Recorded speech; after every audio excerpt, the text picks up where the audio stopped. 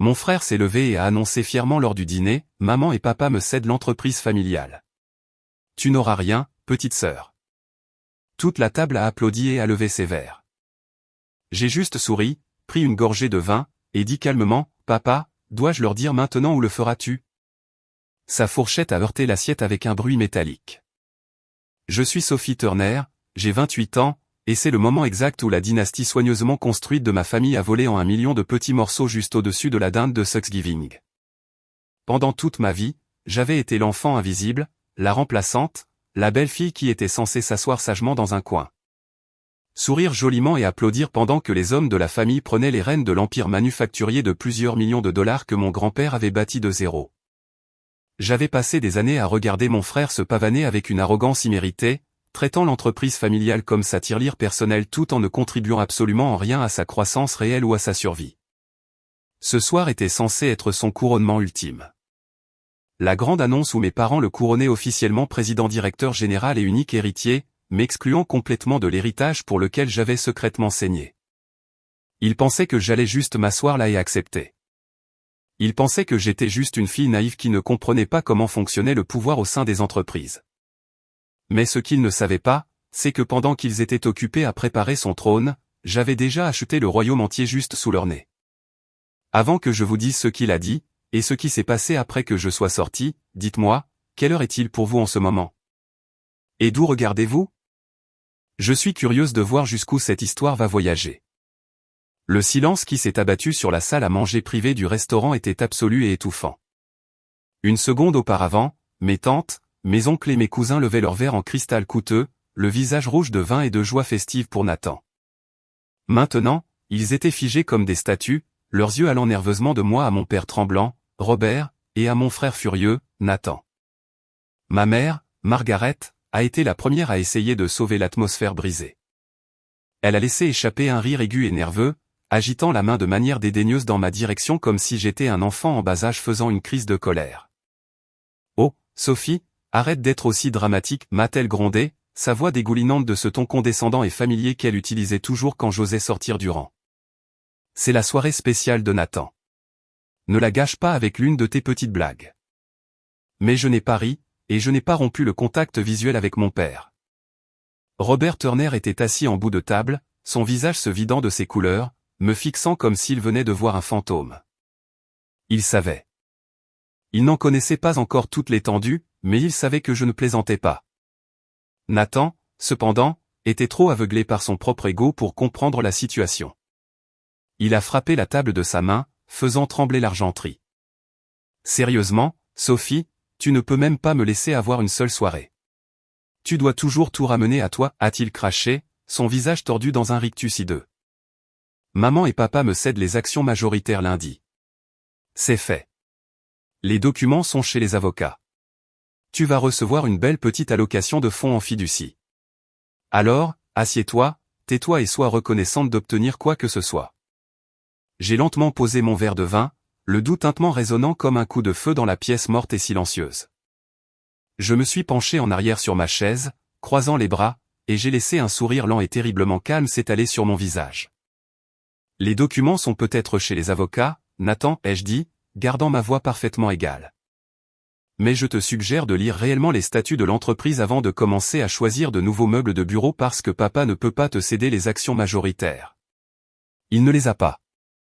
Toute la table a halté à l'unisson. Mon oncle s'est étouffé avec sa boisson, toussant violemment dans sa serviette. Nathan a laissé échapper un rire dur et moqueur, regardant autour de la table pour trouver du soutien, mais personne ne s'est joint à lui. « Es-tu fou » a hurlé Nathan, pointant un doigt tremblant vers moi. Papa possède 60% de l'entreprise. Il l'a hérité de grand-père.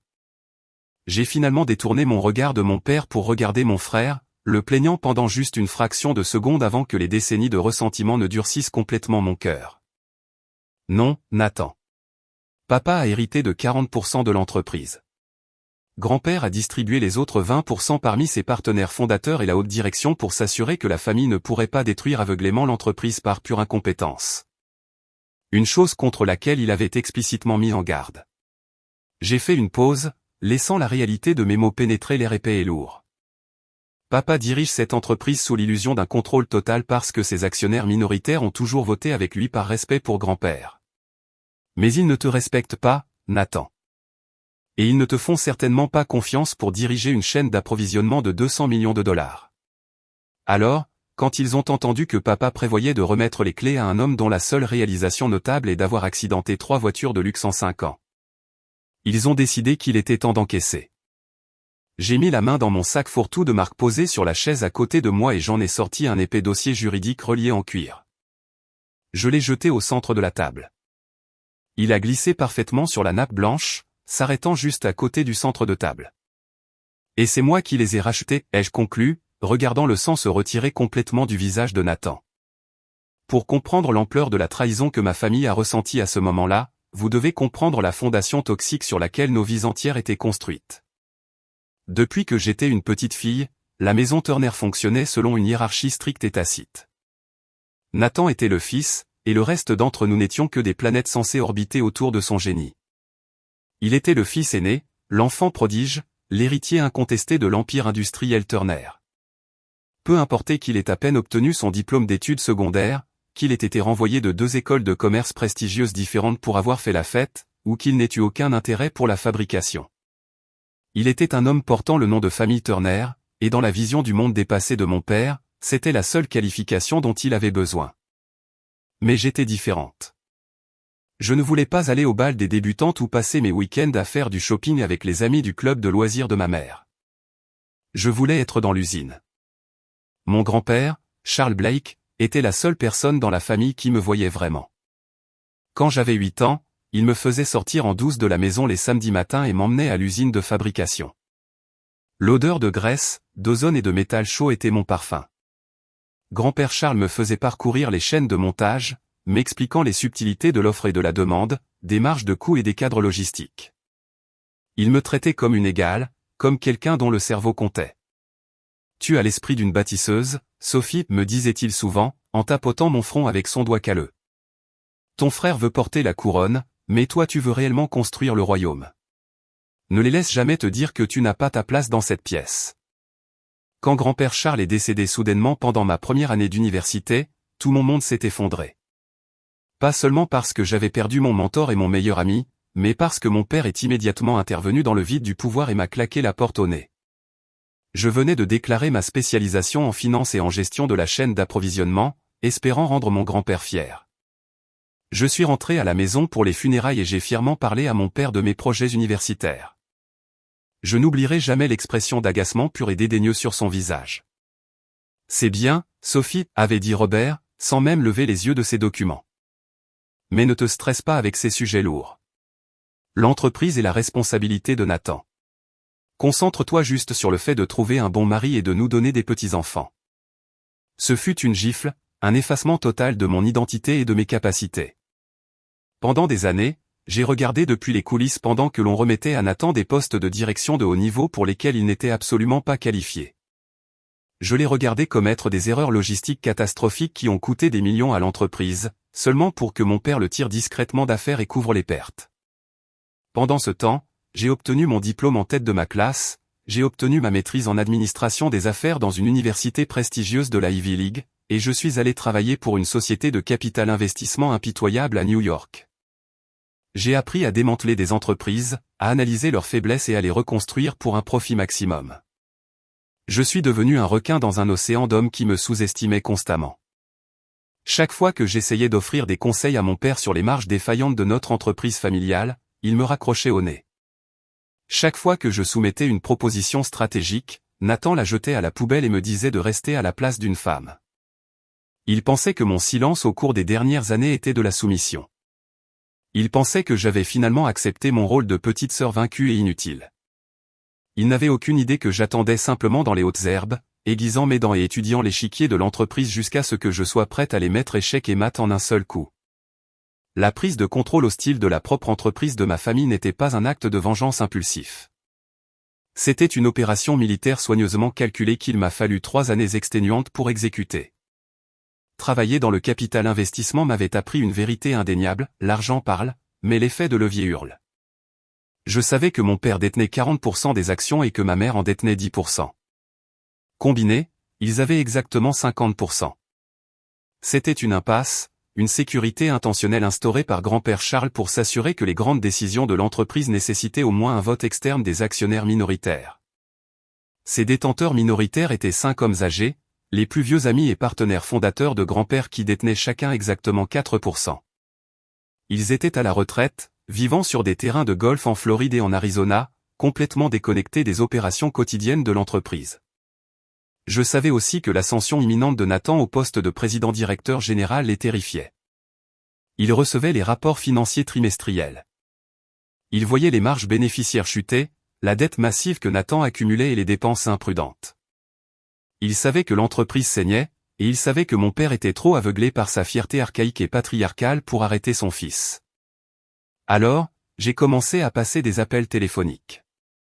Je ne les ai pas approchés en tant que fille mécontente. Je les ai approchés en tant que vice-présidente principale des acquisitions d'un grand cabinet de New York. J'ai pris l'avion pour rencontrer chacun d'eux en privé. Je me suis assise dans leur salon, j'ai bu du thé glacé avec leurs épouses, et j'ai présenté une projection financière complète et brutalement honnête de ce qui arriverait à leurs actions si Nathan prenait la relève. Je leur ai montré les mathématiques. J'ai prouvé que d'ici 5 ans, l'entreprise serait en faillite et que leurs actions ne vaudraient absolument rien. Ensuite, je leur ai offert une porte de sortie. J'ai proposé d'acheter leurs actions à une prime, 20% au-dessus de la valeur du marché, payée en espèces à partir d'une fiducie aveugle que j'avais mise en place en utilisant mes propres bonus substantiels de Wall Street et des investissements agressifs. La seule condition était le secret absolu. Les transferts devaient rester strictement confidentiels jusqu'à la prochaine assemblée annuelle des actionnaires ou jusqu'à ce qu'une transition majeure de la direction soit annoncée. Un par un, ils ont accepté. Ils n'ont pas seulement vendu pour moi à cause de l'argent. Ils ont vendu pour moi parce qu'ils se souvenaient de la petite fille qui avait l'habitude de parcourir le sol de l'usine avec Charles Blake. Ils ont vu le feu de mon grand-père dans mes yeux, et ils savaient que j'étais la seule capable de sauver son héritage. Au moment où Thanksgiving est arrivé, j'avais réussi à acquérir la totalité des 20% des actions minoritaires. Ajouté au fonds en fiducie de 5% que grand-père avait légalement verrouillé pour moi quand j'ai eu 25 ans, j'étais maintenant assise sur exactement 25% de l'entreprise. Mais 25% ne battent pas 50%. J'avais besoin d'une dernière pièce du puzzle. J'avais besoin de briser le bloc de vote de mes parents. Et c'est là que j'ai découvert le secret le plus sombre de mon père. En faisant une plongée profonde dans le passif de l'entreprise pendant ma phase de diligence raisonnable, j'ai trouvé une trace cachée d'énormes prêts personnels que mon père avait contractés contre les actifs de l'entreprise. Il avait discrètement siphonné des millions pour couvrir les erreurs catastrophiques de Nathan et pour financer son propre style de vie somptueux, en le cachant complètement à ma mère et au conseil d'administration. Il était techniquement coupable de fraude d'entreprise. J'ai apporté ces informations à un avocat d'affaires, j'ai structuré une stratégie de levier blindé, et j'ai simplement attendu le moment parfait pour frapper. Et maintenant, assise à cette table de Thanksgiving, regardant le visage de mon frère se contorsionner de rage et mon père transpirer à travers son costume sur mesure, je savais que le moment était enfin arrivé. La bombe était amorcée, et je tenais le détonateur. Nathan s'est jeté à travers la table, ses mains déchirant frénétiquement le dossier en cuir que j'avais jeté. Il l'a ouvert brusquement, ses yeux scannant les documents juridiques fortement expurgés, les actes de transfert et les signatures des 5 actionnaires minoritaires. Ses mains tremblaient si violemment que quelques pages ont glissé de son emprise et se sont éparpillées sur la dinde rôtie et la sauce au canneberge. C'est un faux, a poussé un cri perçant Nathan, sa voix se brisant comme celle d'un adolescent paniqué. C'est du bluff. Tu n'as pas l'argent pour les racheter. Papa, dis-lui qu'elle ment. Robert Turner n'a pas dit un mot. Il était assis complètement paralysé, ses yeux fixés sur les documents avec un regard de pure horreur non altéré. Il a reconnu les signatures. Il a reconnu le sceau juridique de mon cabinet de New York. Il savait que c'était réel. Ma mère, Margaret, est finalement sortie de son état de choc et a tourné sa colère contre moi. Sophie Turner, comment as-tu pu faire une chose aussi malveillante, a-t-elle pleuré, des larmes de colère perlant dans ses yeux. Aller dans le dos de ta famille, conspirer contre ton propre frère. Nous t'avons mieux élevé que ça. Tu déchires cette famille à cause d'une petite jalousie. Jalousie. J'ai ri, un son froid et aigu qui a fait tressaillir quelques-uns de mes cousins. Je ne suis pas jalouse d'un homme qui ne sait même pas lire un bilan comptable de base. Maman, j'interviens pour l'empêcher de conduire le travail de toute la vie de grand-père à la faillite. Les seules personnes qui déchirent cette famille, c'est vous et papa en favorisant son incompétence pendant des décennies tout en me traitant comme une ordure. Tais-toi, a rugi Nathan, me jetant une poignée de documents au visage. Ils ont voltigé de manière inoffensive sur le sol. Ça n'a pas d'importance. Même si tu as 25%, papa et maman ont encore 50%. Ils ont encore la majorité. Ils peuvent te battre au vote lundi et faire de moi le président directeur général quand même. Tu viens de gaspiller des millions de dollars pour rien, espèce de stupide. La pièce a halté face à l'insulte, mais je n'ai même pas cligné des yeux. J'ai juste souri plus largement, me penchant en avant et posant mes coudes sur la table, serrant mes mains l'une contre l'autre. Tu as raison, Nathan. 25% ce n'est pas suffisant pour arrêter le vote, mais la fraude, si. J'ai déplacé mon regard directement sur mon père, baissant ma voix d'une octave pour qu'elle porte le poids terrifiant d'une autorité absolue. Papa, voudrais-tu expliquer à la famille et à maman où sont passés les 12 millions de dollars du fonds de réserve d'urgence? Parce que selon l'audit d'investigation que je viens de faire réaliser, ils ne sont pas allés dans des améliorations de fabrication. Ils sont allés dans une société à responsabilité limitée fictive enregistrée aux îles Caïmans pour rembourser les dettes de jeu de Nathan et pour couvrir les appels de marge sur tes investissements immobiliers personnels ratés. Ma mère a laissé échapper un halètement à vous glacer le sang, se tournant vers mon père avec de grands yeux horrifiés. Robert, de quoi parle-t-elle? 12 millions de dollars? Le visage de Robert s'est effondré. Il a enfoui son visage dans ses mains, laissant échapper un sanglot pathétique et brisé. C'était un homme fier et arrogant qui avait passé toute sa vie à projeter de la force, et maintenant il tombait en poussière devant toute sa famille élargie. Je devais le faire, a gémi Robert, sans regarder ma mère. Nathan s'est retrouvé trop impliqué avec des personnes mal intentionnées. L'entreprise était la seule garantie que j'avais. J'allais rembourser. Je jure que j'allais le remettre avant que quiconque ne s'en rende compte. Mais tu ne l'as pas fait, ai-je dit froidement, coupant court à ses excuses pathétiques. Et en tant qu'actionnaire à 25%, j'ai le droit légal d'exiger une enquête immédiate par la Commission des valeurs mobilières des États-Unis et de déposer des accusations criminelles pour détournement de fonds. À moins, bien sûr, que tu n'acceptes mes conditions. La dynamique entière de la pièce a changé. Je n'étais plus la petite sœur faisant une crise de colère. J'étais un bourreau tenant la hache au-dessus de leur tête. Nathan hyperventilait, s'agrippant la poitrine alors que la réalité de sa ruine imminente s'installait. Quelles conditions, a chuchoté mon père, sa voix tremblant de défaite. Tu vas démissionner de ton poste de président immédiatement, ai-je dicté, ma voix résonnant clairement dans la pièce silencieuse. L'audace pure de ma demande a frappé la pièce comme une onde de choc sismique, paralysant chaque personne à la table pendant une longue seconde angoissante. Puis un chaos absolu et non filtré a éclaté, brisant à jamais l'illusion immaculée de la famille Turner. Ma mère, Margaret, a été la première à craquer. Elle a laissé échapper un gémissement hystérique et perçant, abandonnant complètement son personnage mondain et composé alors qu'elle commençait à frapper l'épaule de mon père avec ses poings. Ses bagues en diamant accrochant la faible lumière du restaurant. Elle exigeait de savoir comment il avait pu être aussi incroyablement stupide. Comment il avait pu jouer au jeu de hasard tout leur statut social et leur sécurité financière juste pour couvrir les erreurs catastrophiques et pathétiques de Nathan.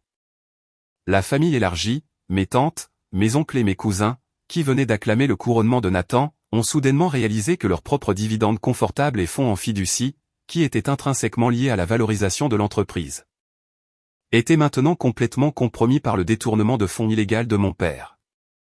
L'oncle Henri s'est levé, le visage violet de rage, criant sur Robert pour avoir trahi la confiance de la famille, tandis que la tante Clara a dû s'asseoir, s'agrippant la poitrine comme si elle allait s'évanouir. Mais c'est la réaction de Nathan qui a vraiment volé la vedette. Réalisant que toute son identité, sa richesse imméritée, ses voitures de luxe et son titre prestigieux s'évaporaient dans les airs, il a complètement perdu la tête. Le garçon en or, arrogant et souriant, s'est transformé en un animal sauvage et désespéré. Il s'est jeté à travers la table, les mains tendues, visant directement ma gorge.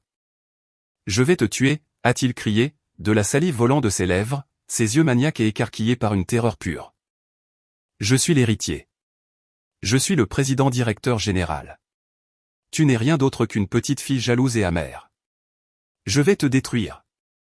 Avant que ses mains ne puissent même effleurer le col de mon chemisier en soie, l'oncle Henri et 2 de mes cousins plus âgés l'ont intercepté, attrapant Nathan par les épaules et le tirant violemment en arrière. Il s'est débattu, a donné des coups de pied et a griffé comme un enfant en bas âge faisant une crise, son costume coûteux se déchirant aux coutures alors qu'il renversait des verres de vin à moitié vides et envoyait des assiettes de dinde rôtie et de sauce au canneberge s'écraser sur le plancher. En bois franc importé. Enlevez vos mains de moi. C'est à moi. L'entreprise est à moi. A-t-il gémi, sa voix se brisant pitoyablement alors qu'il se dissolvait en un gâchis pleurnichard et hyperventilant sur le sol de la salle à manger privée. Je n'ai pas tressailli. Je n'ai pas bougé d'un pouce. J'ai calmement lissé le col de mon chemisier, complètement imperturbable face à son explosion violente et pathétique. J'ai regardé directement mon père, qui était toujours assis figé sur sa chaise, fixant d'un regard vide la destruction de sa famille et la ruine absolue de son héritage. Tu as jusqu'à 8 heures du matin lundi pour signer les documents de transfert, papa, ai-je dit, ma voix coupant à travers les cris et les pleurs comme une lame de glace. Mes avocats te rencontreront dans la salle de conférence de la direction. Si tu es en retard d'une seule minute ou si tu refuses de signer, j'appuie sur envoyer pour un courriel contenant l'intégralité de l'audit d'investigation. Les documents de la société à responsabilité limitée des îles Caïmans et les reçus de transfert bancaire directement à la Commission des valeurs mobilières des États-Unis, au Bureau fédéral d'investigation et au journal Wall Street. Tu passeras le reste de ta vie dans un pénitencier fédéral. C'est entièrement ton choix. J'ai ramassé mon sac fourre-tout de marque, je me suis levé avec grâce et j'ai regardé autour de la table de Thanksgiving ruinée. Les verres en cristal coûteux étaient brisés. La nourriture somptueuse était piétinée sur le sol. La grande dynastie patriarcale des Turner était morte et enterrée sous le poids de son propre ego toxique. Joyeux Thanksgiving, tout le monde, ai-je dit calmement. J'ai tourné les talons et je suis sorti du restaurant, le cliquetis rythmique et sec de mes talons résonnant contre le plancher, noyant les sanglots pathétiques de Nathan. Je suis sorti dans le froid vif et mordant de l'air nocturne de San Francisco, et pour la première fois en 28 ans, mes poumons se sont remplis du souffle doux et enivrant de la liberté absolue. J'ai hélé un taxi, et alors que les lumières vibrantes de la ville défilaient de manière floue derrière la fenêtre, j'ai sorti mon téléphone et j'ai composé le numéro de mon avocate principale à New York. Marissa, ai-je dit à la seconde où elle a répondu. Rédige les documents de transfert finaux. Robert va signer. L'entreprise est à nous. Au cours des 48 heures suivantes, mon téléphone est devenu un champ de bataille. Il a explosé de centaines d'appels, de messages vocaux et de messages textes frénétiques. Alors que ma famille passait par les étapes du deuil, ma mère m'a envoyé d'énormes murs de textes alternant entre des voyages de culpabilité vicieux et haineux et des supplications désespérées et rampantes pour obtenir miséricorde. Elle m'a supplié de me souvenir de l'importance de la loyauté familiale, m'implorant de donner à Nathan une position, même un emploi de gestion de niveau intermédiaire sans importance avec un bureau de direction, juste pour sauver sa fierté et maintenir les apparences dans son club de loisirs. Je n'ai pas répondu. J'ai simplement bloqué son numéro. Mon père, s'accrochant au dernier lambeau de son ego brisé, a essayé de me contourner en faisant appeler mon équipe juridique par ses avocats d'affaires. Tentant frénétiquement de négocier un compromis où il pourrait au moins conserver un siège au conseil d'administration sans droit de vote ou un contrat de consultant lucratif. J'ai chargé Marissa de transmettre un message très simple. Si Robert demandait une seule concession de plus, l'accord était définitivement annulé et il irait en prison. D'ici dimanche soir, les appels frénétiques ont brusquement cessé. Il s'était rendu complètement. Assise dans mon appartement au dernier étage, sirotant un verre de Bordeaux millésimé tout en regardant l'horizon de la ville, je me suis autorisé un véritable sourire. La dynamique avait changé de manière permanente et irréversible. Les hommes qui avaient passé toute leur vie à me dire que je ne valais rien, à me dire de rester à la place d'une femme, suppliaient maintenant à genoux pour avoir ma miséricorde, et il ne m'en restait absolument aucune à donner. Le lundi matin est arrivé avec un frisson mordant et impitoyable dans l'air. Mais alors que je sortais de ma voiture de ville et que je levais les yeux vers l'imposante façade en verre du siège social de Turner Industrial, je ne m'étais jamais sentie aussi chaleureuse ou aussi vivante. J'ai franchi les portes tournantes et j'ai pris l'ascenseur privé jusqu'au dernier étage, entrant dans la salle de conférence de la direction au panneau de verre à exactement 8 heures du matin, vêtu d'un tailleur bleu marine impeccable et élégant qui hurlait le pouvoir. Mon père était déjà là, flanqué de son équipe juridique complètement vaincue et épuisée. La vue de lui était presque choquante. Il avait l'air d'avoir vieilli de 15 ans l'espace d'un seul week-end. Ses yeux étaient enfoncés et injectés de sang. Ses mains tremblaient visiblement alors qu'elle reposait sur la table en acajou, et ses épaules étaient affaissées dans la posture d'un homme profondément brisé. Il ne pouvait même pas se résoudre à établir un contact visuel avec moi. Nathan, sans surprise, n'était nulle part en vue. Mon père lui avait sans aucun doute interdit d'entrer dans le bâtiment pour éviter une autre explosion hystérique et humiliante qui aurait pu compromettre le seul accord le gardant hors de la prison fédérale. Sans un seul mot de salutation, mon avocate principale, Marissa, a fait glisser l'énorme pile de documents de transfert contraignants sur la table. Le silence dans la pièce était absolu et étouffant, rompu seulement par la respiration lourde et saccadée de mon père et le grattement aigu de son stylo plume coûteux alors qu'il renonçait systématiquement en signant à son pouvoir, sa fierté, ses actions et tout son héritage. Quand il a terminé de paraffer la dernière page, il a lentement repoussé les documents de l'autre côté de l'immense table. Il s'est finalement forcé à lever les yeux vers moi, ses yeux débordant d'un mélange complexe et pathétique de profond ressentiment, de peur profonde, et peut-être pour la toute première fois de sa misérable vie, d'une once de respect véritable et terrifié. « Tu as détruit ta propre famille pour de l'argent et par méchanceté, Sophie, a-t-il râlé, la voix creuse et tremblante. J'ai calmement ramassé les documents, les tapotant proprement contre la table pour aligner les bords, et j'ai baissé les yeux vers l'homme qui avait passé toute ma vie à essayer d'effacer mon existence. Je n'ai pas fait ça pour l'argent, papa. Et je ne l'ai certainement pas fait par méchanceté, ai-je répondu, ma voix stable et complètement dépourvue d'émotion. Je lui ai tourné le dos et je suis sorti de la salle de conférence en détenant officiellement 51% des actions. J'étais la propriétaire majoritaire. J'étais la présidente directrice générale. Le royaume était enfin à moi. Au cours de l'année suivante, la transition d'entreprise que j'ai orchestrée a été brutale, rapide et absolument nécessaire. Dès mon tout premier jour, j'ai impitoyablement renvoyé toute l'équipe de direction gonflée et incompétente que mon père avait installée, une bande de béni-oui-oui qui avait rendu possible les dépenses imprudentes de Nathan.